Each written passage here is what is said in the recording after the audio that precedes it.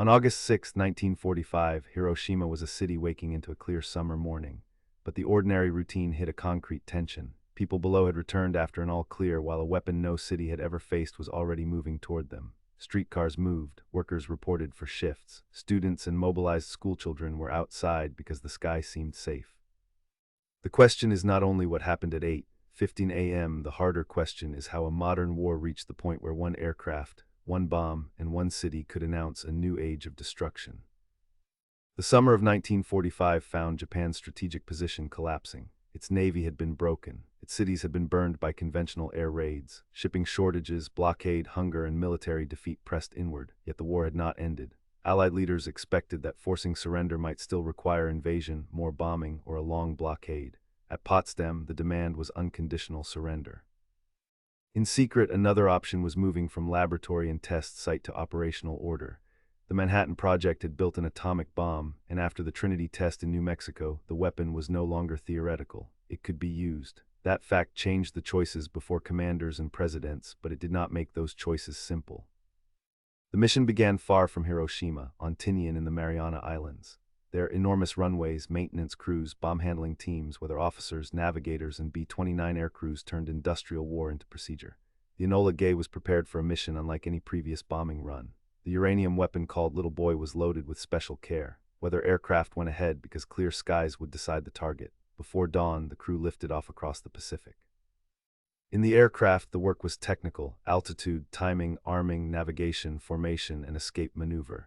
On the ground below, the meaning would be human.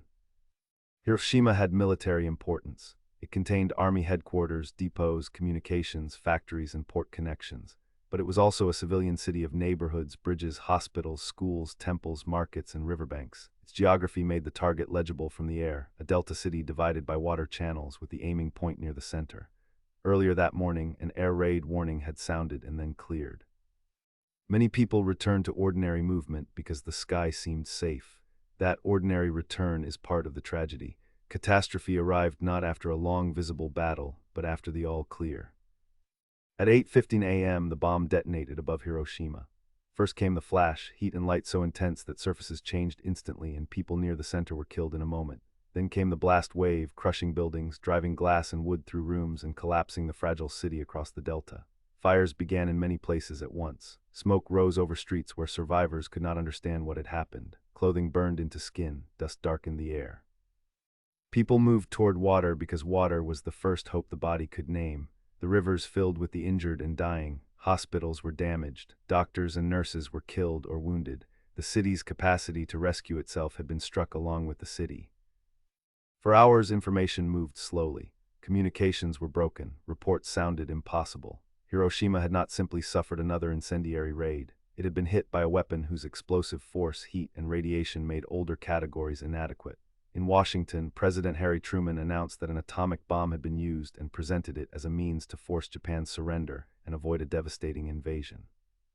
For many Americans exhausted by war, that argument carried immediate power. For others, including some scientists and officials, the news brought dread about what humanity had made. The bomb was at once a military event, a technological revelation, and a moral rupture. Hiroshima did not end the war by itself in one clean instant. Japanese leaders argued over surrender, the imperial institution, and the meaning of the Potsdam terms.